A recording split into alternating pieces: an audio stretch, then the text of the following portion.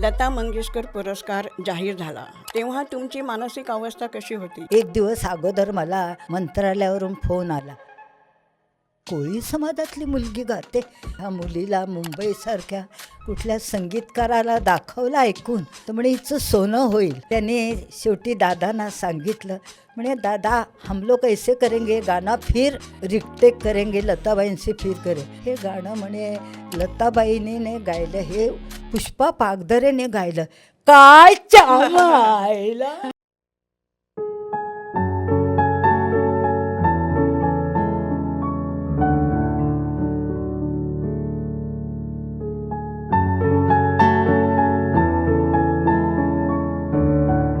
नमस्कार, मी आरती आपटे सिनेमा गल्लीच्या सगळ्या प्रेक्षकांचं मनापासून स्वागत करते.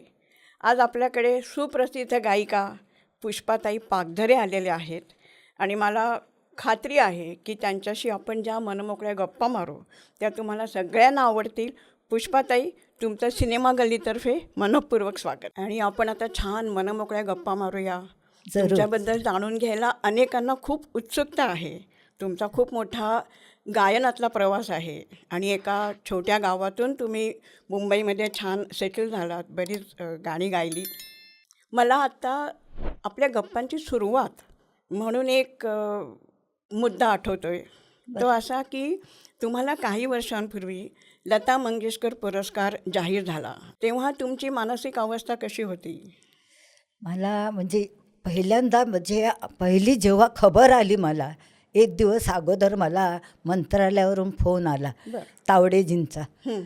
तर मला ते म्हणाले, हो मी तावडेजी बोलतो, पुष्पा पागधरे कुठे आहेत? म्हटलं हो नमस्कार, मी बोलते. म्हणे तुम्हाला लता मंगेशकर अवॉर्ड भेटला. म्हटलं अहो काय माझी मश्करी करता, मी लता मंगेशकर, मी कोळी समाजातली मुलगी आली, एवढा मोठा पुरस्कार म्हटलं मला तुम्ही सांगता हे म्हटलं खोटं आहे. नाही हो मी खरं बोलतो आहे. आणि माझ्या हातातलं माझा तो फोन नंबर होता, तो फोनच पडला आणि आवाज आला. त्यानं म्हणे अहो काय झालं पुष्पाताई? आणि माझ्या डोळ्यातून अश्रू यायला लागले. तर मला हुतक्या आवरेना त्याने ते ऐकलं, पुष्पाताई कुठे हरवून गेल्या? म्हणे मी बोलतो आहे, तुम्हाला लता मंगेशकर अवॉर्ड भेटला. म्हटलं हो खरं आहे, तुम्ही मला खबर दिली, खरं आहे. मग मला एक आठवण झाली. म्हटलं ज्यावेळी सुलोचना चव्हाण यांना लता मंगेशकर अवॉर्ड भेटला, हे पेपरात आलं होतं, त्यावेळेला मी गावी आईना पेपर वाचून दाखवत होते आणि ते त्यांना सांगत होते, म्हटलं सुलोचना चव्हाणना लता मंगेशकर अवॉर्ड भेटला. तर आई माझी म्हणाली अशीच, अगं तुला पण भेटेल म्हणे लता मंगेशकर अवॉर्ड. अगं म्हटलं मी काय कोळी समाजातली आणि मला कोण म्हटलं एवढा मोठा लता मंगेशकर अवॉर्ड देतील वड. अगं तुला भेटेल भेटेल. म्हटलं आई काय गं तू? अगं म्हणे त्यावेळेला तुला भेटेल, तुला केवढा आनंद होईल बघ. पण म्हटलं मला आनंद होईल तेव्हा तू कुठे असणार त्यावेळेला मिळेल तेव्हा? अगं मी असेल म्हणे त्यावेळेला मी जरूर असेल. आणि आता तीच मला आठवण आली तावडेजी. म्हटलं तुम्ही मला सांगितलं लता मंगेशकर अवॉर्ड भेटला आणि आई मला म्हणाल्या तुला भेटेल आणि मी त्यावेळेला असेल. ते हे ऐकून म्हटलं मला रडायला आलं. हे माझं म्हटलं भाग्यच. ही आठवण झाली म्हणून म्हटलं मी हपकून गेले. म्हणजे बघा ना, त्यावेळेला तुमच्या आईंना इतकी खात्री होती की तुम्हाला हा पुरस्कार मिळेल आणि त्या स्वतः तेव्हा असतील. हो, कारण त्यांना 113 वर्ष झाली आणि त्या काळामध्ये भेटला मला अवॉर्ड. ते ऐकून मला रडायला आलं. आणि तुमच्याबरोबर तुमच्या आई होत्या आणि त्यांच्या वयाच्या 113व्या वर्षी ही चांगली बातमी त्यांना बघायला, ऐकायला, प्रत्यक्ष अनुभवायला मिळाले. हो, आणि त्यांनी भावना विवश झाला होतात की. आणि त्यांनी मला सांगितलं अहो तुमच्या आई 113 वर्षाच्या आहेत, मग त्यांना पण तुम्ही घेऊन या. तर म्हटलं नाही व त्या नाही येऊ शकत. तर म्हणे तुम्ही असं करा, मी घरी गाडी पाठवतो, तुम्ही आपलं आम्ही सगळं हे परिवारातले तुमच्या नाही सॉरी हे माईक वगैरे म्हणे मी एक व्यवस्था करतो, सगळं गाडी पाठवून माईक वगैरे आईंचं 2 शब्द बोलाल तर आपण तिथे पडद्यावर दाखवू शकू, कारण तुमच्या आईला 113 वर्ष त्या अद्याप आहेत. हे पण मोठं कौतुकाचीच गोष्ट, 113 वर्ष. आणि त्या बोलल्या, त्या आम्हाला दाखवायचं आहे पडद्यावर. आणि मग दुसऱ्या दिवशी त्याने गाडी पाठवून आम्ही गावी गेलो.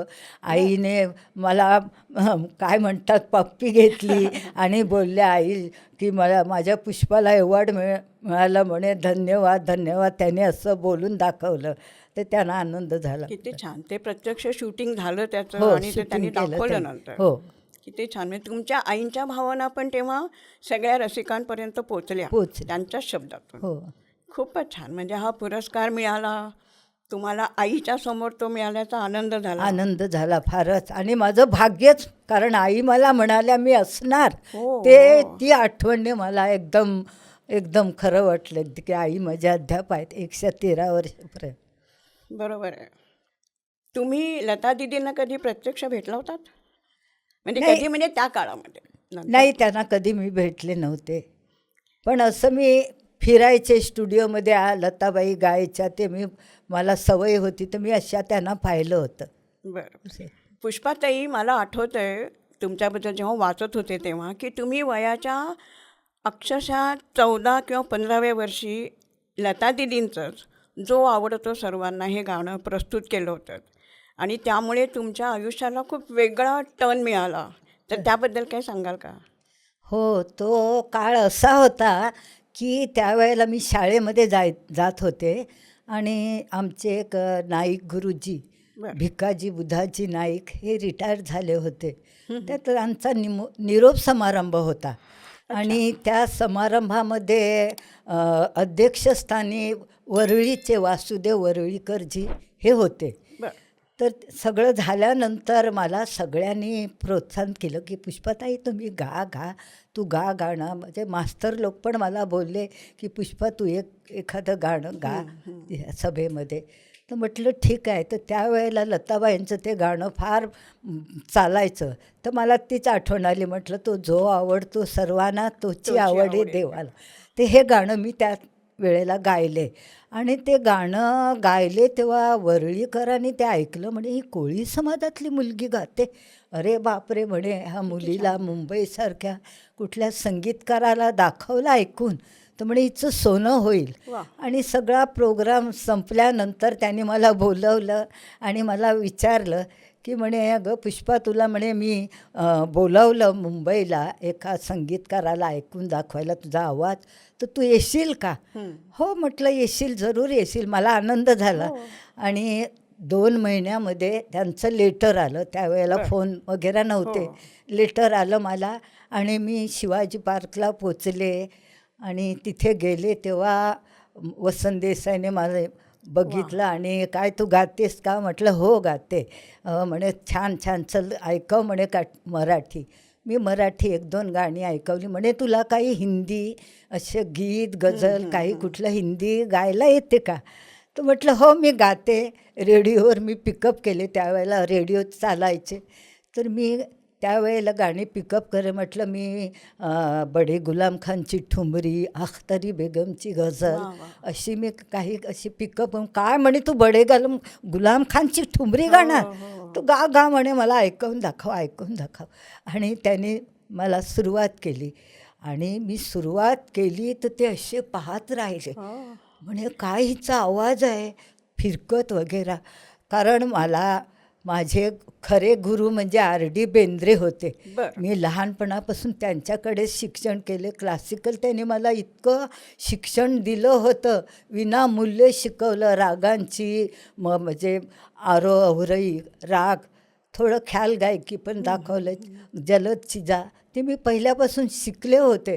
त्यामुळे मला गाताना काही त्रास झाला नाही. मी आपली बडे गुलाम खानची ठुमरी रेडिओवर ऐकून पिकअप केली होती आणि ती ऐकून वसंत देसाईंना असं ते पाहत राहिले.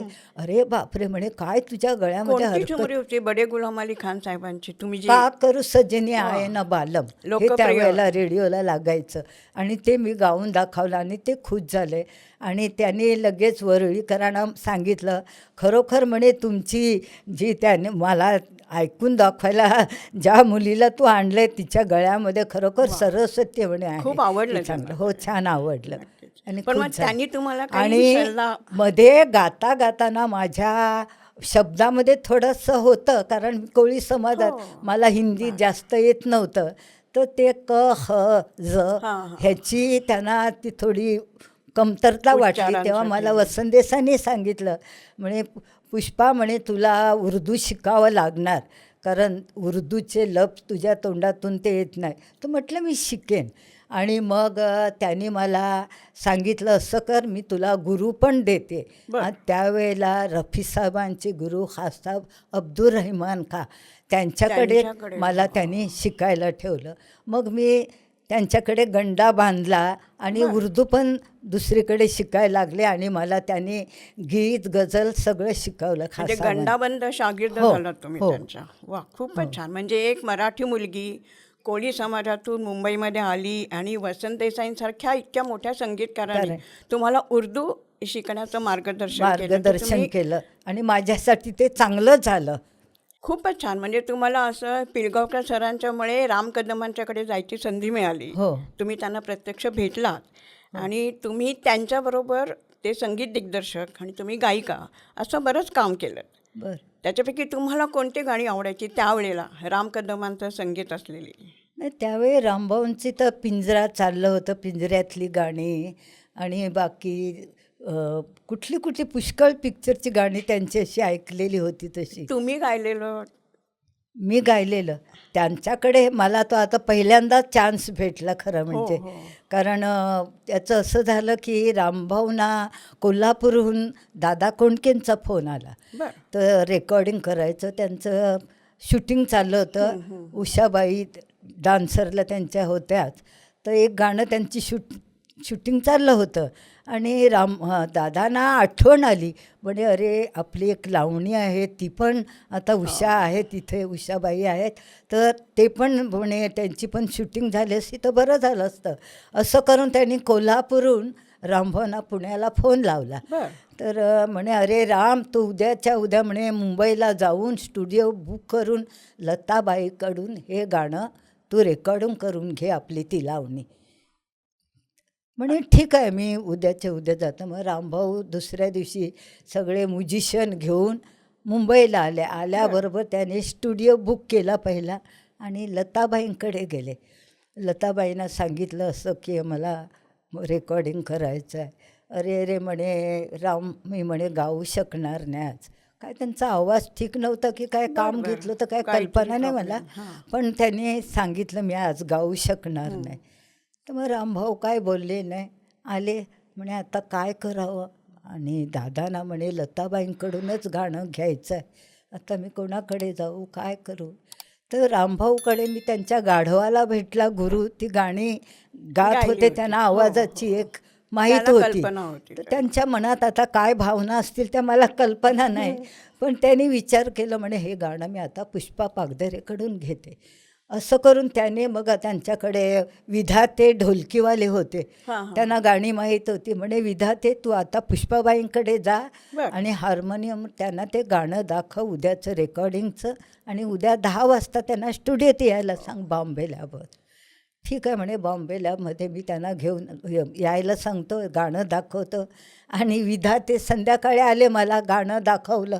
पुष्पाबाई म्हणे तुमचं भाग्य, तुम्हाला अशी संधी मिळते म्हणे, दादा कोंडकेचं पिक्चर तुम्हाला गायला मिळते त्याच्यात. मला आनंद झाला. तर म्हणे चल तू हार्मोनियम काढ, मी तुला गाणं दाखवतो.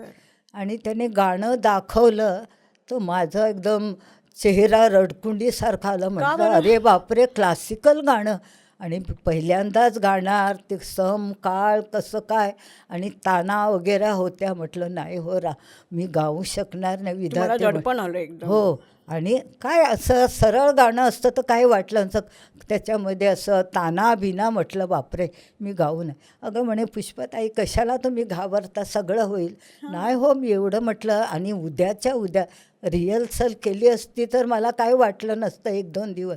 म्हटलं बापरे नवीनच. म्हटलं नाही. अगं तू घाबरू नको, रामभाऊ उद्या स्टुडिओत करून घेतील सगळं, घाबरू नको. असं करून मी दुसऱ्या दिवशी तिथे स्टुडिओत पोचले आणि रामभाऊने हार्मोनियम काढली, मला गाणं दाखवलं. तर ते भैरवी थाटातलं त्यांना ज्या ज्या ताना यायचं ते ताना घ्यायला लागलं आणि मला रडायला आलं. म्हटलं रामभाऊ, म्हटलं बाबा मी नाही गाऊ परत शकणार. तुम्हाला खूप जास्त म्हटलं दडपण ताना आहे. अगं तू कशाला घाबरते, तुला म्हणे जिथं थांबवायचं तिथं आपल्याला ताल बघायचं आहे, म्युझिक बघायचं, तसं तुला जी ती ताण चांगली वाटेल तर तू घेऊन आणि गाणं होईल, तू घाबरू छान. नको, स्टुडिओ आपलाच आहे म्हणे, घाबरू नको. मला जरा बरं वाटलं. म्हटलं चला रामभाऊ एवढं धीर देतात. जरा जीवाजीव आल्या हो. आणि म्हटलं होईल कसंही करून, असं करून म्हटलं काय झालं ते झालं, नाही तर घरी येईल, असं करून मी गायला लागले. 8-10 रिटेक झाले बर. आणि एकदांचं गाणं रेकॉर्डिंग झालं आणि मी अशी त्या काचेतून म्युझिशियनकडे सगळी बघते. म्युझिशियन हसतात, टाळ्या कुटतात. बापरे म्हटलं काय झालंय कल्पना तुम्हाला नाही. काळजी वाटली हसतात का? मला, हो हां. कसं झालंय. आणि तेवढ्यात रामभाऊ माझ्या रूममध्ये आले, माझ्या असं पाठीवर हात ठेवून म्हणे पुष्पा तू छान गायली आहेस, बघा, छान किती गाणं छान. झालेत, वा म्हणे छान गायली. तर म्हटलं अरे बरं वाटलं. म्हटलं मला भीतीच वाटली. तेवढ्यात ते शर्माजी तिथून हेडफोन लावलेला होता रेकॉर्डिस्ट, ते म्हणे अरे राम ये कहाँ से चिडिया पकड केलाय. अरे बापरे म्हटलं हो ते चिडिया बोलतो. अगं तू चिडियासारखीच गायले म्हणे, छान झाले म्हणे. चल म्हणे आता आपण गाणं ऐकू. आणि मी गाणं ऐकलं आणि खरोखर चांगलं झालं होतं. मला इतका समाधान आनंद वाटलं झालं. तुम्हाला? म्हटलं गाणं चांगलं झालं आहे, आनंद झाला. आणि मग रामभाऊ रात्रीच्या गाडी कोल्हापूरला गेले. कोल्हापूरला गेल्यावर आता ते लताबाईने गाणं गायले, ते कशाला म्हणतील, लताबाई तर कचऱ्यासारखं गाणं गाते, ते कशाला म्हणतील गाणं ऐका म्हणून. उषाबाईंना म्हटलं चला बाई तयार व्हा, रिहर्सल म्हणे करूया आणि आपण गाणं करूया, हो शूटिंग करूया. आणि म्हणे गाणं लावा त्यानं सांगितलं. गाणं लावलं तर दादा गाणं ऐकतात आणि वाच करतात. आता ह्यांना कसं सांगू, त्यांना राहावे ना. आणि त्याने शेवटी दादांना सांगितलं, म्हणे दादा हम लोग ऐसे करेंगे, गाना फिर रिटेक करेंगे, लताबाईंशी फिर करे. म्हणे काय हे गाणं चांगलं झालं नाही, काय नाही, छान झालं. म्हणे नाही तसं नाही, हे गाणं म्हणे लताबाईने गायलं, हे पुष्पा पागधरेने गायलं.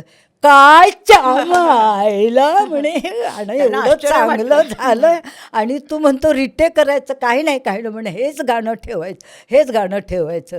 तेव्हा रामभावना, कारण रामभावना वाटलंच होतं की म्हणे कसं काय म्हणतील, तर माझ्या नशिबात ते गाणं असं मला भेटलं.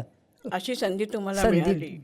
दीदींच्या ऐवजी तुम्ही गायलात. हो. आणि ही तुमची सुरुवात होती. त्यानंतर तुम्ही मग श्रीनिवास खळे यांच्यासारख्या एकदम दिग्गज संगीतकारांबरोबर पण काही गाणी गायल्यात. हो.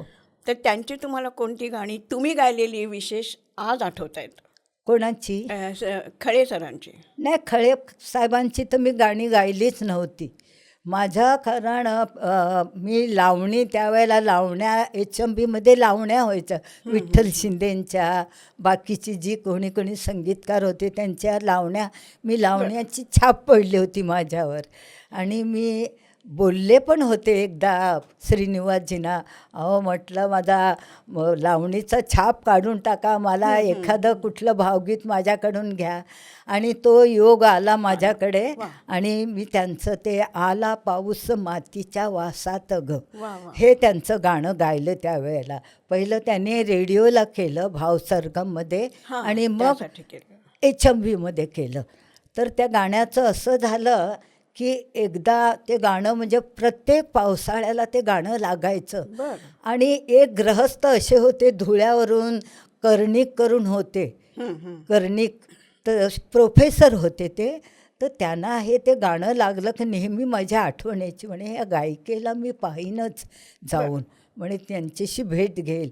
हे गाणं लागलं का म्हणे निसर्ग मला सगळी आठवण येते, हिरवळ, पक्ष्यांची चिवचिवाट, विजांचा कडकडाट आणि त्या जमिनीतून सुगंध, म्हणे मला त्या वातावरणाची आठवण येते. ह्या गायिकेला मी भेटायला जाईनच म्हणे. आणि ते आले एकदा, शोध घेत माझ्या घरी आले, दारात बेल वाजवली आणि मी घरातून आले. घरात आणून मी साध्या वेशातच होती. तर बेल वाजवला आणि मी दरवाजा उघडला. ते नमस्कार म्हटलं. नमस्कार म्हणे मला पुष्पा पागधरेंना भेटायचं आहे. म्हटलं अहो साक्षात मीच उभी आहे. काय म्हणे तुम्ही पुष्पा पागधरे एवढ्या साध्या, असं दारात येता येताच ते मला बोलले. हो म्हटलं मी साधीच असते. वा वा बरं झालं, चला तुमच्यासारख्यांची भेट, तुमच्या कलाकारांची भेट झाली, मला आनंद झाला. आणि ते येऊन बसलेत, गप्पा गोष्टी झाल्या सगळ्या. ते गाणं तुम्ही असं गायलं काय म्हणे, मी धुळ्यावरून आलो, मी प्रोफेसर आहे तिथलं. आणि ते बिचारे बसले, फार गप्पा झाल्या. आणि त्यांनी सगळं मला सांगितलं, अहो तुम्ही मनाने किती चांगले आहेत म्हणे. म्हणे काही लोकांना आपल्या ज्या प्लेबॅक सिंगर काही गायिका आहेत त्यांच्याकडे आम्ही असं गेलो का म्हणे, अहो तुम्ही अपॉइंटमेंट घेतली होती का, तुम्ही फोन केला होता का, असं. पण तुम्ही बघा किती साध्या, मला सरळ घेऊन. अहो म्हटलं तुम्ही माझ्यासारख्या कलाकारांना भेटायला आले, तुमच्याशी आम्ही काय म्हणायचं असं, तुम्ही फोन करून का आले नाही. प्रेम असतं ती माणसं येतात आणि आम्हाला आनंद वाटतं म्हणे. वा वा म्हणे. मग छान बोलले. मग त्यांना जेवण करूनच मी पाठवलं. आणि सगळं मग त्यांनी मला सांगितलं की काय खळे साहेबांनी ते गाणं केलं आहे, पावसाळ्यात लागतं आणि तो निसर्गांची सगळं ती आठवण येते. गाणं छान झालं आहे, झक्कास गायला तुम्ही, ही त्यांनी मला तारीफ सांगितली माझी. म्हणजे तुमच्या त्या पाऊस गाण्याचा प्रभाव धुळ्यापर्यंत पोचला होता. हो आणि ते तुमच्याकडे आणि तुमचा साधेपणा त्यांना इतका आवडला. तुम्ही इतक्या साधेपणाने त्यांना आणि जेवायला पण हो एवढ्या लांबून आलेत. हो बिचाऱ्यांना कसं असं पाठवायचं, बिचारे शोध घेत आले माझ्यासारख्या कलाकारांना भेटायला. आणि यामध्ये मला ताई एक खूप छान वाटते की तुम्हाला वाटत होतं की फक्त लावणी गायिका अशी माझी ओळख नको, मला भावगीत गायनसुद्धा म्हणजे संधी हवी. आणि ती तुम्हाला साक्षात खळेकाकांच्यामुळे मिळाली. हो मला 4 गाणी गायला भेटली. मला तुमच्यावर प्रेम करू वाटतंय मला आणि येऊनी स्वप्नात माझ्या, त्यांच्याकडून ही मला अशी भावगीतं गायला भेटली. आता या भावगीतामध्ये तुम्ही रफी साहेबांबरोबर एक द्वंद्व गीत गायलं होतं, युगल गीत. हो आणि ते खूप भन्नाट होतं. आणि त्यावेळेला रफी साहेबांना शिट्टी मारायची होती आणि ते तुमच्याशी खूप छान असं हलकं फुलकं बोलले. तर तुम्हाला ती आठवण सांगा ना. रफी साहेबांबद्दल मी काय सांगू. खरं म्हणजे खरोखर की असा माणूस परत पैदा होऊ शकत नाही दुसरा रफी साहेब. म्हणजे त्या माणसाने इतकी हिंदीमध्ये गाणी, त्यांचं किती मोठं नाव आहे.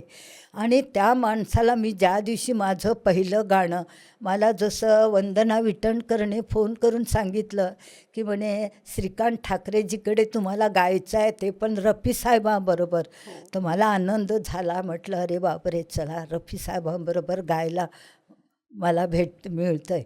आणि मला आनंद झाला भरपूर. आणि मग आमच्या रिहर्सल चालू झाल्या. श्रीकांत ठाकरेजींकडे मी त्यांच्या रिहर्सल करायला लागले. रफी साहेब तर तिथे आले, पण त्यांच्याकडे मी एकटी रिहर्सल करून गाणं माझं पुरं केलं. आणि मग तो रेकॉर्डिंगचा दिवस आला आणि ज्या वेळेला रफी साहेबांना समोर पाहिलं मी साक्षात, आणि मी एवढी पिक्चरमध्ये गाणी गायले तरी पण त्यांना पाहून माझा काय झालं कल्पना नाही की माझ्या तोंडातून शब्दच फुटे ना, गायचं माझा आवाज कापायला लागला थरथर. आणि ते नेमकी त्याने जाणलं माझ्याकडे पाहिल्याबरोबर. तर अरे अरे अरे पुष्पा जी आप क्या कर रही, आपके तो मैंने बहुत से गाने सुने हैं, आपकी गीत गज़ल की रिकॉर्ड मैंने सुने हैं, पिक्चर के गाने सुने, और आपकी आवाज़ तो इतनी अच्छी है, बहुत आप अच्छी गायिका है, आप ऐसा क्यों डर रही. मैं कोई भगवान नहीं, मैं कोई बड़ा आर्टिस्ट नहीं, चलिए चलिए आइए ऐसे करून. आणि त्यांनी माईक त्यांच्या माईकच्या समोर आणून ठेवला आणि मला म्हणते आप गाईये. आणि गाता गाता मूडमध्ये ते थांबले आणि त्यांना मध्ये शिटी वाजवायची होती आणि तू माझी नवरी करून त्यांना बोलायचं होतं. आणि ते मध्येच थांबून त्याने मला सांगितलं, पुष्पाजी यहाँ मैं अगर सिटी बजाऊँ और जोर से चिल्लाऊँ कि तुम माझी नवरी करके चिल्लाओ, आपको कोई बुरा तो नहीं लगेगा. केवढा मोठा माणूस हो, एवढा मोठा माणूस त्याला विचारायचं असतं तर त्यांनी संगीतकाराकडे विचारलं हो. असतं. माझ्यासारख्या गायिकेला विचारलं direct तुम्हाला पण तर विचारलं. बघा ना, Correct. तर मला मोठं कौतुक वाटलं. म्हटलं किती मोठा माणूस, आणि त्या माणसाला आपला मीपणा वाटला नाही की मी मोठा हे असून त्यांनी संगीतकाराला विचारलं, माझ्यासारख्या गायिकेला विचारलं. तर तुम्हाला हे पण त्यांचे आश्वस्त गुण केलं बघून त्यांनी. हो, मला खरोखर धन्य वाटलं की असा माणूस कधी दुसरा खूप छान. रफी पैदा होऊ शकत नाही. नक्कीच. हा तुमचा अनुभव खूपच छान होता. हो ना, खरं. पुष्पाताई, एक मराठी सिनेमा होता आयत्या बिळात नागोबा. हो त्याच्यासाठी पण तुम्ही पार्श्वगायन केलं होतं, बरोबर ना? हो, पण तो पण कसा योगायोग बघा. जसं राया मला पावसात नेऊ नका, तर त्याच्यासारखा हा पण योगायोग कसा. बरं. म्हणजे लताबाई घराण्यामधलं माझ्यावर काय आशीर्वाद होते किंवा माझं भाग्य होतं ते मला स्वतःलाच कळलं नाही की आशाबाईने स्वतः माझं नाव रामभाऊनं सांगितलं. कारण रामभाऊ गेले होत्या आशाबाईंकडे आयत्या वेळात नागोबा ह्या गाण्याकरता. त्यांना रेकॉर्डिंग करायचं होतं. बरं. तर त्यांनी मना केलं की म्हणे अरे राम, मी 2-3 माझ्या आज रेकॉर्डिंग आहे, मी आज गाऊ शक्य शकणार नव्हतं नाही. त्यांना ते पण गाणं. तू असं कर, हे गाणं घ्यायचं असेल तर पुष्पा पागधरेकडून घे. वा. कारण त्यांनी माझं नाव सुचवलं. हो, हे खरंच. माझ्यासाठी फार मोठं नक्कीच, भाग्याची गोष्ट. नक्कीच. त्यांनी माझं नाव, म्हणजे त्यांनी काय विचार केलं. आणि तुमचं नाव सुचवलं. लहानपणापासून मी खरं म्हणजे त्यांचीच गाणी पिकअप करत आलेली आहे. म्हणजे तशा त्यांच्याच त्या गाण्याची. तुमच्या आणि मनोमन मी गुरूच आहेत त्या. मनामध्ये त्यांना गुरुच मानते खरं म्हणजे. आशाबाईंना पहिल्यापासून मी त्यांना गुरु मानते माझ्या मनात, की त्या माझ्या गुरुच आहेत. कारण कॅसेट पिक्चरची गाणी असली, स्टेजवरची गाणी असली की मी त्यांचीच गाणी आणि पिकअप त्यांनी करून तुमचं नाव गायची. सुचवलं आणि हां. तुम्ही आयत्या हो. वेळात नागोबामधलं. आणि त्या गाण्यात रामभाऊने मग मला गाणं दाखवलं. हां. आणि ते पण गाणं असं होतं की मी आता काय म्हणू, की ते सोंगाड्यासारखं हे पण गाणं असत, म्हणजे ताना बिना ह्याच्यामध्ये होतं. तर मी त्यांना बोलले, तर रामभाऊ म्हणले अहो आपण करू सगळं, चल चांगलं होईल. आणि रेकॉर्डिंग झाल्या रिटेक, फार रिटेक झाले, पण एकदांचं गाणं छान छान झालं, झालं. छान रेकॉर्ड आणि झालं. रामभाऊ म्हणाले तू छान गायलीस म्हणे, छानच झालं. आणि रामभाऊ धीर त्यांना- सोडला की म्हणे पुष्पा खरोखर तू छान गायलीस आहे गाणं, किती छान. आणि चांगलं झालं आहे. आणि त्याचा सत्कार, त्या गाण्याला माझा अवॉर्ड भेटलं मला. बर. त्या वा. आयत्या वेळात नागोबा ह्या गाण्याला गाण्यासाठी तुम्हाला. हां. अवॉर्ड मिळालं. हे गाणं चांगलं झालं. आणि मला पण आनंद झाला हो. की आशाबाईने हे गाणं सुचवलं माझं नाव देऊन, आणि मी त्यांची लाज ठेवली असं मला किती छान वाटलं योगायोग. की अवॉर्ड खरंच. अवॉर्ड भेटला मला. आणि त्या अवॉर्ड फंक्शनमध्ये सी रामचंद्र आले होते. बरं. त्यांनी ते गाणं ऐकलं. म्हणे पुष्पा खरंच तू छान गाणं गायली ग, छान गायलं म्हणे किती तू. छान. पण काय करू, माझी संध्याकाळ झालेली आहे आणि तुझी सकाळ आहे, तर हे मला आठवण राहील मला. त्यांना ती हुरहुर हो, लागून राहिली. हुरहुर बरोबर. राहिली. तसंच ओ.पी. नय्यर यांच्याबरोबर पण तुम्ही, म्हणजे हिंदी सिनेमात श्रीरामचंद्रनवरून मला आठवण हो, झाली हो. की हिंदी ओ.पी. नय्यर बरोबर पण तुम्ही. हो, हिंदी पिक्चर, कारण ओ.पी. नय्यरजींची माझी ओळख नव्हती. बर. तर आशाबाई त्यांच्याकडे त्यावेळेला गाणं हो. त्यांचं बंद भरपूर झालं, काय पार्श्वगायन. त्यांचं झालं हो. ते माहीत नाही मला. पण एक दिवस माझं मराठी रेकॉर्डिंग चालू होतं स्टुडिओमध्ये, आणि बाबू सिंग तिथे वाजवायला होते. त्यांचं काय म्हणतात त्याला, नोटेशन हां, होतं, हां. हार्मोनियम वादक होतं. ते गाणं त्यांचे पिसेस होते, तर ते वाजवायला होते रेकॉर्डिंगमध्ये. आणि माझं रेकॉर्डिंग झाल्यानंतर मला त्याने सांगितलं, पुष्पा आप बहुत अच्छा गाई, आप ऐसा करेंगे मैं आपको ओ.पी. नय्यर जैसे मुलाकात करवा दूंगा. तो मैं बोले अच्छी बात है, ज़रूर मैं आऊँगी. किती आणि छान. त्याने एक दिवस मला सांगितलं आणि ते मला ओ.पी. नय्यरकडे घेऊन गेले. आणि त्याने माझं तारीफ करून सांगितलं की बहुत अच्छा गाती पुष्पा जी, आपको इनको भी चान्स दिए. तर ओ.पी. नय्यरने माझं ऐकलं गाणं. म्हणे आप अच्छा गाती आहे, ठीक आहे ठीक आहे. आणि त्याने सांगितलं की मला रिहर्सल लागत आहेत. बर. मेरा ऐसा एक कानून है कि मैं रिकॉर्डिंग में 3 बार टेक लेता हूँ, एक म्यूजिशियन के साथ, एक तबले के साथ, और एक आपका सोलो. और तेवढंच अगर उसमें कोई आप गलती किए तो मैं कभी फिर दोबारा नहीं ले सकता, वही मैं रखता हूँ चौथा रिकॉर्डिंग। टेक नहीं, हाँ, 3च मैं टेकमध्ये. 3 टेक लेता हूँ, मेरा ये है. मगर मैं घर में रिहर्सल बहुत करता हूँ. तर हेच चाललं होतं. मी बोललं ठीक आहे ठीक आहे. आणि मग त्यांनी रिहर्सलची डेट ठरवली. बरं. रिहर्सलची डेट ठरवली तर त्या डेटमध्ये आमची जयवंत कुलकर्णी पार्टी होती. हो तर त्यावेळेला माझे बाहेर प्रोग्राम होते. हो कुठे गुजरातला आमचं प्रोग्राम होता. तर मी त्यांना सांगायला लागले, म्हटलं साहब ऐसे ऐसी बात है, मेरा उस दिन प्रोग्राम है. तो बेटा तुम ऐसा करना, ठीक है तुम प्रोग्राम करो, मैं अगला आपला कोई दूसरा पिक्चर आएगा तब मैं गवाऊंगा. आणि ते ऐकल्यावर मला इतकं वाईट वाटलं. म्हटलं एवढे ही मोठे संधी, हो बरोबर आहे. संगीतकार हातातली याच्याकडे जाते. माझा चान्स गेला. बरोबर. काय करू म्हटलं, काय करू. तर मी अशी बघत बघत राहीन. म्हटलं चला माझं बॅड लक. म्हटलं ठीक आहे, असं तर मला वाईट वाटलं आणि मी घरी आले. तर मी अशी टेबलावर बसले होते आणि मला साईबाबांचा असा हात दिसतो असा. म्हणजे माझ्या मनात देवाची हे चालली होती की माझा धावा चान्स सुरू होता. गेला. असं मी देवाला मनामनामध्ये सांगते. तेवढ्यात एक माधुरी करून कोरसमध्ये गाणारी ती मुलगी आली माझ्याकडे. अगं पुष्पाताई म्हणे, चला चला मला तुम्हाला बोलवलं आहे, माझ्याकडे साहेब आलेत, नय्यर साहेब आलेत आणि तुझ्यात काय रेकॉर्ड्स वगैरे असतील ते घेऊन चल म्हणे, त्यांना मी ऐकवेन की त्यांना ऐकल्यावर त्यांना वाटेल की ही गाऊ शकेल असं. तर म्हणे चल चल तू आता. आणि तशीच मी माझ्या रेकॉर्ड्स घेतल्या आणि त्यांच्याकडे गेले. त्या दादरला राहतात आणि त्यांच्याकडे गेले. त्याने माझी रेकॉर्ड ऐकली. अरे बेटा ठीक आहे, तुम अच्छा गाती है, जाओ तुम प्रोग्राम करके Very आओ. good. आणि माझं भाग्य मला सुरू झालं. सुरू खरंच, झालं किती की म्हटलं छान. चला माझं देवाने हो. ऐकलं की तुला गायला भेटतंय. ती संधी तुमच्या हा, हातातून गेली संध्यातून नाही. गेली नाही. बरोबर. आणि मग रिहर्सलची डेट ठरली आणि आम्ही रिहर्सलला नय्यर साहेबांच्या तिकडे त्यांच्या रिहर्सल रूममध्ये गेलो. तर त्या गाण्याला पॅरोडी सॉन्ग होतं. त्याच्यामध्ये ही होती आपली उत्तरा केळकर होती, वाणी जयराम होती आणि मी होते. तर गाणं असं करता करताना पहिला अंतरा माझा ठेवला होता, हां, दुसरा अंतरा वाणी जयराम आणि तिसरा उत्तरा केळकरचा होता. असं तिघींचा तिघांचा कॉम्बिनेशन होता. पॅरोडी सॉन्ग होतं. घर अपना बंगाल असं करके गाणं होतं.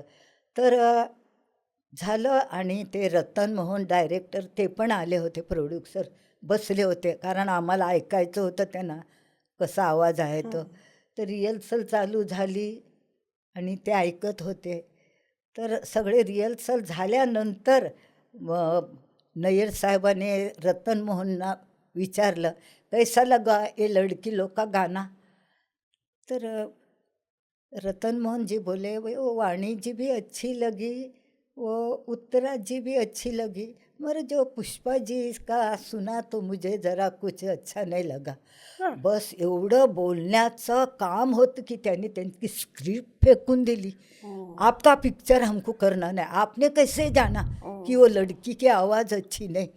त्यांना आवडलं ऐसा नाही ते कैसा अजिबात. आवडलं नाही त्यांना ऐकलेलं, कारण त्यांनी माझ्या रेकॉर्ड्स ऐकला, आवाज ऐकला त्यांनी, ते त्यांना ते आवडलं नाही त्यांचं बोलणं. आपने कैसा जाना ये लड़की अच्छा गाती नाही, आपकी पिक्चर नाही करू, असं करून ओरडले त्यांच्यावर. तर ते घाबरले, पण क्षमा कीजिएगा मुझे ऐसा लगा इसलिए बोला. तो ते मग हे करून ते शांत झालं आणि त्यांना ते हे गाणं वाटलं पूर्ण की रेकॉर्ड झालं. हां. तर आणि मला पण, आणि माझी सवय अशी होती की जोपर्यंत माझं गाणं मला ठीक ध्यानात आलं नाही, बसलं नाही, की मी चोर आवाजात गायची माझी ती हे होती, आदत होती. त्यामुळे त्यांना तसं वाटलं की पुष्पाजी की आवाज कुछ अच्छी नाही लगी. म्हणून आणि त्यांनी ते असं- नय्यर साहेबांना खटकत राहिलं मनामध्ये, क्या करे उन्होंने ऐसा कहा, इनकी आवाज़ अच्छी नहीं. तर ते खटकत राहिला. पहिला अंतरा माझा होता. मग त्यांनी विचार केला कि आप ऐसा करेंगे, पहला वाणी जी का रखेंगे अंतरा, बरं. दूसरा उत्तरा केळ जी का रखेंगे और तीसरा पुष्पा जी का अगर कोई गलती होगा तो वहीं से कट कर देंगे, वो अच्छा रहेगा. म्हणून तो तिसरा अंतरा माझा ठेवला आणि झालं. रेकॉर्डिंगचा दिवस उजाडला, रेकॉर्डिंगमध्ये गेलं. पहिली वाणी जी गायले उत्तरा उत्तरातले. गायले आणि माझी वेळ आली तेव्हा मी माईकजवळ उभे राहिले आणि उभे राहिले, सुरुवात झाली आणि सुरुवात झाल्याबरोबर त्यांनी ऐकलं, आपलं रतन मोहनजीने माझं गाणं सुरू झाल्यामुळे तर ते लगेच उभे राहिले. नय्यर साहेबांना बोलते, सॉरी आशाजी त्यांना गारे, जाणवलं आपण आधीचे बोललो आशाजी गारे, सॉरी बाबा, आशाजी एवढी माझी हे नाही, त्या माझ्या गुरु आहेत, पण त्यांना त्यावेळेला असं आशाजी आई, आशाजी गारे कटेक केलं त्याने नय्यर साहेबांनी आणि त्यांना घेऊन आले. मी जिथे गात होती, आपने जिसको कहा था इनका गाना अच्छा नाही लगा वही और अंतरा गा रहे. त्यांच्यासाठीच एवढं कौतुकास्पद म्हणजे बोलताय. त्याने असं दाखवून दिलं. आशासारखी माझी तेवढी हे ना, आशा माझी गुरु आहे. त्यांच्या आवाजात त्यांना तसं वाटलं तो अंतरा. आणि मग नय्यर साहेबांनी माझा पहिला खूपच अंतरा छान. ठेवला. ते हे गाणं माझं तुमचं असं मस्त भाग्य होतं. एकदम असं जमलं. म्हणजे आधी जरा धाकधूक हो. होती. हिंदी गाण्यामध्येच आता तुमचं नाव उच्चारलं की एक सगळ्या रसिकांच्या मनात 2 वाक्य बरोबर येतात. इतनी शक्ती हमें देना दाता. त्याबद्दल तुम्ही काय सांगाल आम्हाला सगळ्यांना? त्याबद्दल सांगते, पण मी ओ.पी. नय्यरजींच्या बारेमध्ये त्यांच्या पिक्चरच्या बाबतीत बोलते. कारण ओ.पी. नय्यरजींनी माझ्याकडून ते गाणी गाऊन घेतली. नंतर त्यांच्याकडे पिक्चर आली तर मुकद्दर की बात, त्याच्यामध्ये 3-4 मी गाणी गायले. बिन माँ के बच्चे त्याच्यात गायले, खून का बदला खून त्याच्यामध्ये. पण बॅड लक माझं एवढं झालं की बिन माँ के बच्चे हे रिलीज झालं. मुकद्दर की बात हे पिक्चर होता रेकॉर्ड्स आल्या, पण पिक्चर आलं नाही. हे माझं बॅडलक झालं. कारण त्यांच्यात 4-5 गाणी गायले. यूट्यूबला लागतात माझी ती गाणी, लोक ऐकतात आणि मला माझी तारीफ करतात. म्हणे लोकांना वाटत नाही हे पुष्पा पागधरेने गाणी गायले, ती गाणी चांगली झालीत. आणि ह्या गाण्याविषयी तर मी काय म्हणू, इतनी शक्ती हमें देना दाता, मन का विश्वास कमजोर होना. हे गाणं लागलं की मला सगळ्यांचे फोन येतात बाहेर, जिथे जिथे जे लोक ऐकतात त्या लोकांनी सांगितलं, अहो आमचा फोनच्या टूनमध्ये आम्ही हे गाणं ठेवलं आहे. हो, हे आम्ही गाणं ठेवलं आहे की जेव्हा बी आम्हाला फोन येतो ते हे वाजते गाणं, तेव्हा आमच्या मनातून कुठल्या वाईट भावना नाही, चांगल्या भावना येतात. तर हे ऐकून मला इतकं वाईट आपलं चांगलं वाटते की अरे ह्या गाण्यामध्ये शब्दामध्ये इतकं काय म्हणतात महत्त्व आहे की लोकांच्या भावना चांगल्या राहतात, लोक वाईट काम करण्याचं सोडतात. ह्या गाण्यामध्ये त्या प्रार्थनेचे शब्द ह्या गाण्यामध्ये इतनं चांगलं गाणं आहे. आणि कुलदीपजींनी इतकी चाल छान दिली खरं म्हणजे, आणि त्या रायटरने पण इतकं गाणं छान लिहिलं की माझं भाग्य माझ्यासारखीला हे गाणं गायला भेटलं. आणि त्यामुळे माझं फार नाव झालं. इथे तिथे शाळेमध्ये, बँकेमध्ये, बाहेरगावी माझे सत्कार होत राहतात. किती छान. म्हणजे एक मराठी मुलगी कोळीवाड्यातून गायला सुरुवात केलेली इतनी शक्ती हमें देना दाता, सगळीकडे तुमचं म्हणजे ओळख निर्माण झाली. लोक मला ओळखायला लागली. या तुमच्या सगळ्या कारकिर्दीसाठी खूप खूप शुभेच्छा. आणि मला व्यक्तिशः किंवा आमच्या सिनेमा गल्लीच्या सगळ्या सदस्यांना पण नक्की वाटेल की तुम्ही असंच गात राहा आणि आम्हाला छान छान ऐकवत राहा. आशीर्वाद आणि आपल्या लोकांची श्रद्धा माझ्यावर, माझा आवाज तुम्हाला आवडला, ह्या एका कलाकाराला मला आनंदच झाला. छान. पुष्पाताई, तुम्हाला एक नम्र विनंती आहे की तुमच्याकडे जो मग आहे सिनेमा गल्ली असं लिहिलेलं, त्या मगवरती जर तुम्ही तुमच्या हस्ताक्षरात एक सही केलीत तर आमच्यासाठी पण ते खूप छान आठवण असेल. तर तुम्ही सही करणार का त्याच्यावरती तुमच्याकडे असलेला? जरूर जरूर, प्लीज.